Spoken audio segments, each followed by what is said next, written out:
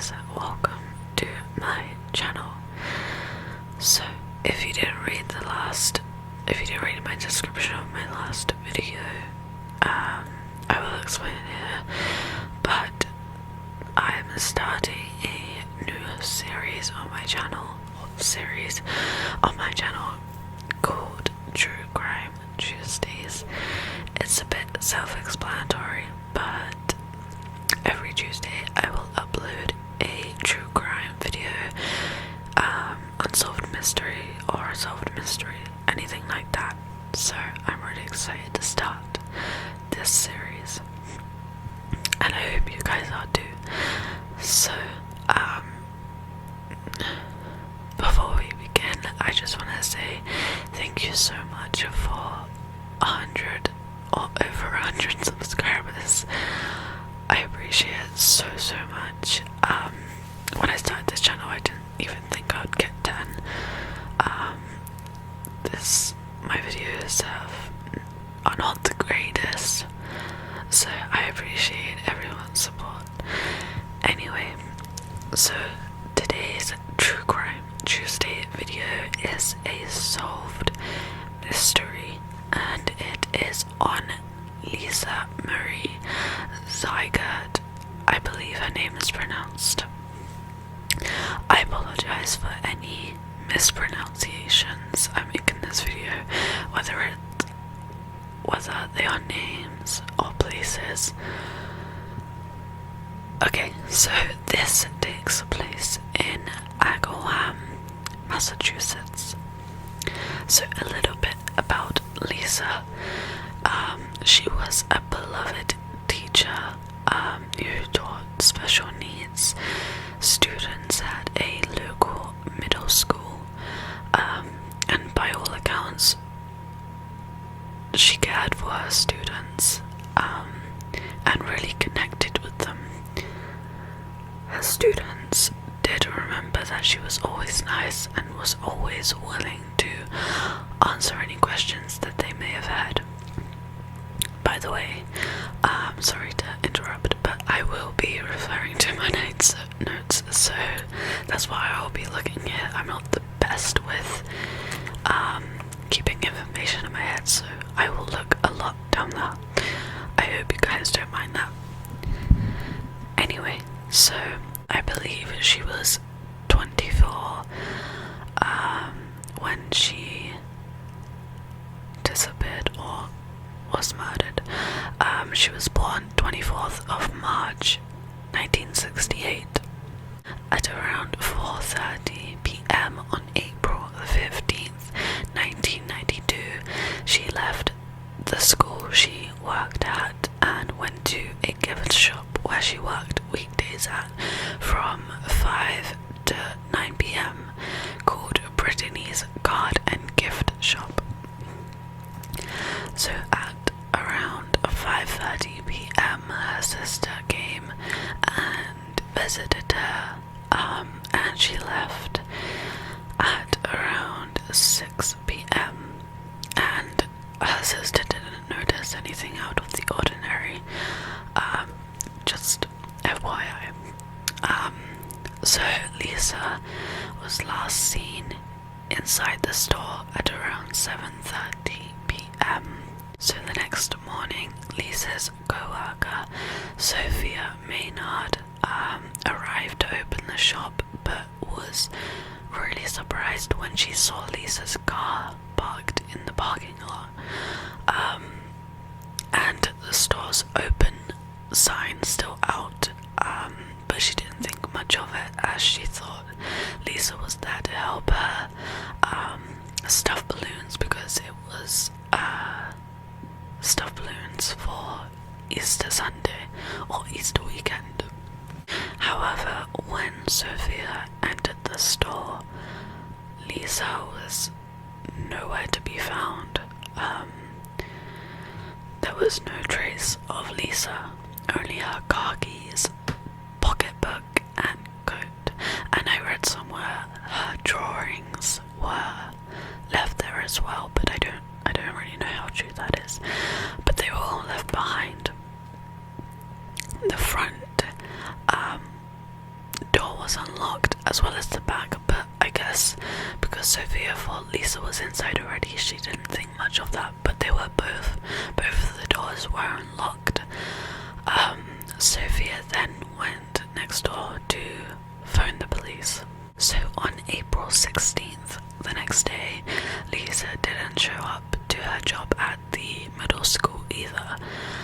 So Agawam Police Lieutenant Robert Campbell told the Union News, which is a newspaper or news place. I guess at the time, I don't know if it's still around. We're treating it as a missing persons case. Anything is possible at this point, and I'm not going to speculate. So inside the shop, investigators found signs of a struggle in the back storage room, and they also found spots of blood. So then a massive search for Lisa began, with the FBI involved as well, and the state police assisting in the investigation as officers on foot, and a helicopter searched the area around the store or shop. On April 17th, as the search for Lisa continued, the owner of Brittany's card and gift shop, Joseph O'Neill, told the Union News that police had seized 2 rear doors and a card display case, and he said that may have indicated that Lisa was lured to the back of the shop before she disappeared. And I have a quote from Joseph. Lisa was very trusting. Whoever it was obviously someone she was not intimidated by. He told the newspaper that. Meanwhile, Lieutenant Campbell told the newspaper police were becoming more certain that Lisa was a victim of foul play. The possibilities of it being a walkaway seem kind of slim as time goes on, he says. Then the search widens for Lisa, with officers searching the banks of the nearby Westfield River, and also traveling 60 miles into Connecticut to interview residents that had some ties to Lisa. And no suspects emerged. So on April 18th, police say they had little new information about Lisa's disappearance, but they did make one major announcement. She was kidnapped. And I couldn't find the date of what I'm about to tell you, but investigators soon received 3 tips in the case. One came from a woman who was at the shop at 8:20 p.m. and found nothing unusual, and a time-stamped receipt actually confirmed that time. The second tip was from a woman who came at 9 p.m. and found the shop to be open, but seemed empty, like there was no one in it. But she did hear sounds from the back of the shop, which was presumably Lisa's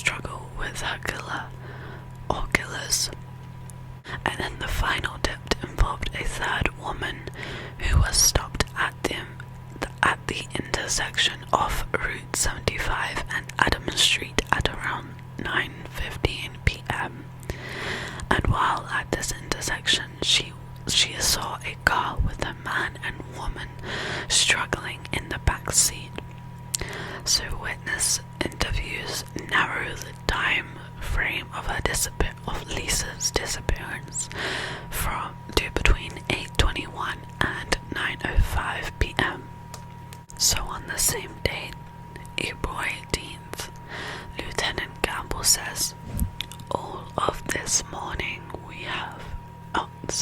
as of this morning, we have classified this as a kidnapping. We have ruled out a number of possibilities, and we feel she did not leave on her own, which was kind of obvious. If you find spots of blood in the storage room, like, I know you have to think of every kind of option, but I don't know, it's a bit obvious. So police also thought that there could be a connection between Lisa Ziegert's disappearance and an attempted kidnapping, which reported in West Springfield on April 9th. That case left investigators with a description of a man and his car, but still no suspects were identified, which it kind of makes me go crazy. But tragically, 4 days later, on Easter Sunday, April 19th, Lisa Ziegert's body was found in a wooded area about 250 to 300 yards off Route 75, shortly after 2 p.m. The site was less than a mile from the garden gift shop. I also read 2 miles, but I wrote less than a mile down, so I don't know which one's right, but somewhere between then, I guess. So crowds gathered along the highway or roadway as officers and forensic experts spent more than 11 hours collecting evidence at the crime scene. So a resident who lived near the gift shop told the Union News, "I think whoever left her here had to know the area. You need a 4-wheel drive to get through the mud, and there are a lot of different entrances to this place." So I'm gonna insert a photo here, and this photo is of Detective Terry Letelier, who is handing a piece of clothing to Detective Stanley Chmielewski, I don't know, which was near the scene where Lisa's body was found. So there's a lot of information of how she died, or not how she died, but what her autopsy showed. So I'm just going to read you out what I wrote.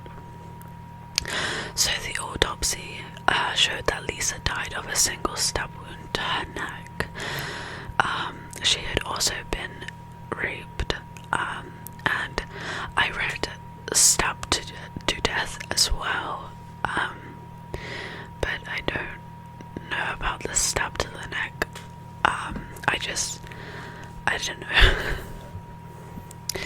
So since Lisa was so loved by everyone, no one could figure out how or why she was murdered, why this happened to her.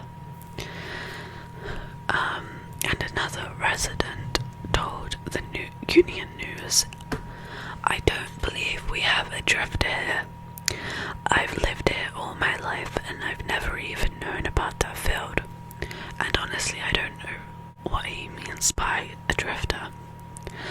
I don't know if that's just me being dumb, but if you know, then please tell me. I didn't look it up." Hundreds, thousands even stood in the pouring rain to mourn at Lisa's wake, and that kind of made my heart sink. I don't know, stuff like that just makes me bawl out in tears. I don't know. Her wake was at Agawam's colonial funeral home, So some wore white ribbons handed out Easter Sunday at the Sacred Heart Church, and that was where Lisa taught Sunday school. A friend of the family told the Union News, I'm just gonna refer to them as UN because it's a lot easier, that she's never seen a wake so somber. And that means, I think it means dark or dull, sad. So there was a $5,000 reward, which were donations from local businesses and community organizations, and that was offered for any information leading to the arrest of Lisa's killer. More than 16 investigators, including all 8 members of the Agawam Police Department's Detective Bureau, were assigned to the case, and the FBI continued to assist in the investigation, and that was soon joined by Connecticut State Police. So on April 23rd, 1992, more than 800 people attended Lisa Ziegert's funeral at Sacred Heart Church at Feeding Hills,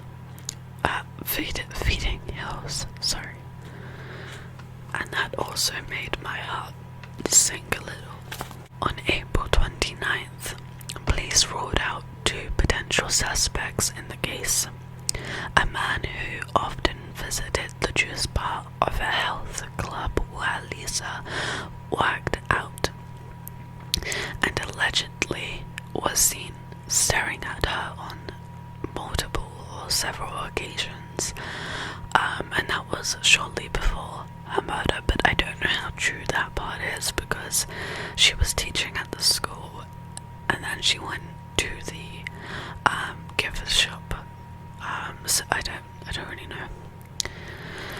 And a second man who threw out a shirt and a piece of carpet at a Agawam car wash. I really hope I'm saying Agawam right. So now onto the proper suspects or person of interests. So the car described by the third woman was a late model full-sized Bronco or Blazer and was either dark red or dark blue. It has never been found, and again I don't know, but police did take plaster molds of the tire tracks that were left at the crime scene or the murder scene. Also, Edward Bogatti Jr., which was the roommate of Lisa's boyfriend, was questioned regarding her murder. He was or is the son of a Agawam police officer, and Edward was working at a restaurant that was across the street from the gift shop when Lisa vanished. However, it was never known if he was ever considered a suspect in the case, and I didn't read anywhere that her boyfriend if he was questioned or something like that. I guess he was maybe questioned, but I never read anything about that, and I guess he was never a suspect. So this is going to be a long jump from 92 to 2013. So in January 23rd, 2013, a New Hampton County District Attorney, Mark G.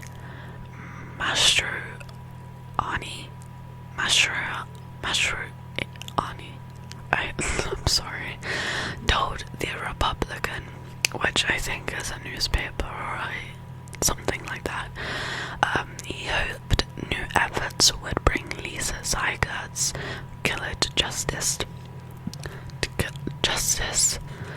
And he said, "I'm not saying we have a suspect and there's going to be an arrest."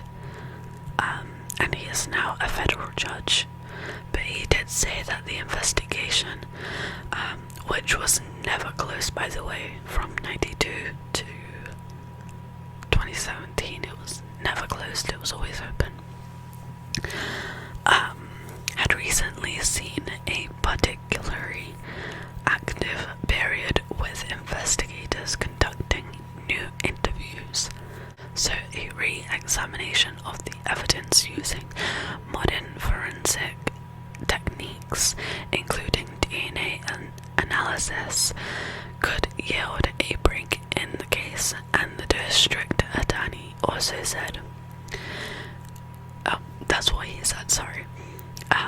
So Diane Ziegert, which was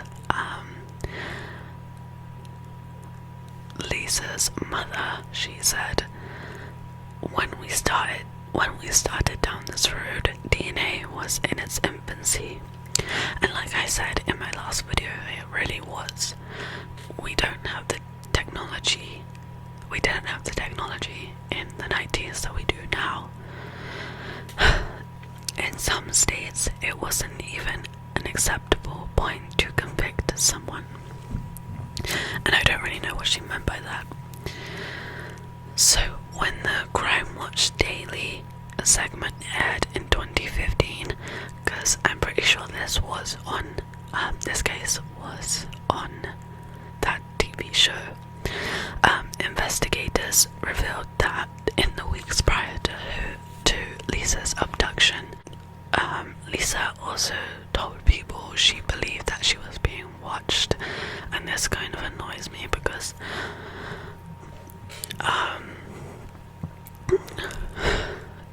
I'll tell you guys in a minute, and you could probably understand why, but she also asked several friends and family to visit her frequently, as she didn't like being in the gift shop alone, which led investigators to believe that her killer had been stalking her in the weeks up to her murder. And that really annoys me because I didn't read it right from the start, like this little information part about her telling people that she felt like she was being watched. I didn't read it right from the beginning. I read it relatively near the endish, and that was kind of like crazy. Why, if that information was told earlier on, like in 92, then, you know, it would add to the investigation, wouldn't it? I know, it kind of makes me annoyed, but so in December of 2015, DNA found at the crime scene was sent to Parole Nanolabs, which is a DNA forensic analysis service. Since then, the company has created a composite using DNA phenotyping or phenotyping. So based on the analysis, they determined that Lisa Ziegert's killer was likely fair-skinned with hazel or brown eyes and brown or black hair, which is crazy that they actually found that out using that. Like, it just shows how much scientific or forensic stuff has changed since the 90s. So, on September 18th, 2017, it was announced that Lisa Ziegert's killer had finally been identified.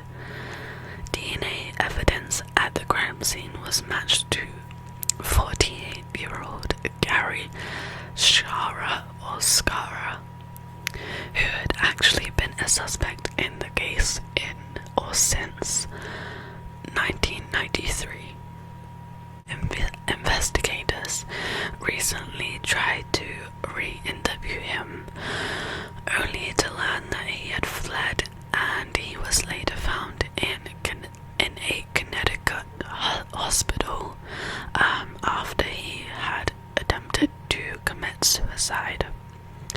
He was later arrested, I guess when he got out of hospital, I'm not too sure, and charged with murder, aggravated rape, and kidnapping.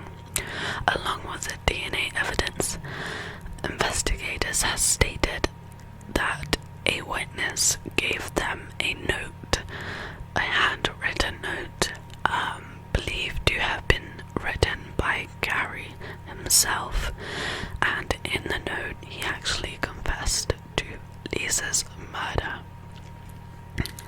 So every article I looked at or read were from September 2017, around the time Gary was arrested, and all of them were saying that he was awaiting trial and the date is yet to be confirmed, and I could not find anywhere how many years he is gonna serve or was gonna serve, but I did read somewhere that he did plead not guilty, and he of course denied murdering Lisa, apologies, but that really annoyed me because I would love to know how many years he got, because it had been like, I want to say 25 years, and they finally caught him, and he had been a suspect since 93, and they caught him in 2017. It's just mind-blowing. It just shows how much things have changed since and if you do know how many years he got, or if I find out it, which I don't think I will be able to because I searched everywhere, everything was just about his arrest and there was no indication whether or not anything about his years or trial or whatever. Anyway, so that was all the information I have on Lisa Ziegert's case. I really hope I'm pronouncing her name properly. If I'm not, I'm deeply, deeply sorry. But that is all the information I have on her case. I'm really looking forward to doing these True Crime Tuesdays. If you want me to cover a case, comment them below or Instagram me. Everything will be in the description. And I will search them up and look into them for you. I do have another case that I have researched and written out, and that was supposed to be for today, but I chose to do this one instead. But yeah, again, I really do thank you guys for over 100 subscribers. It means so much to me. And okay, so now, if you did like this video, please give it a thumbs up to show support, and if you really like my videos, then please subscribe because it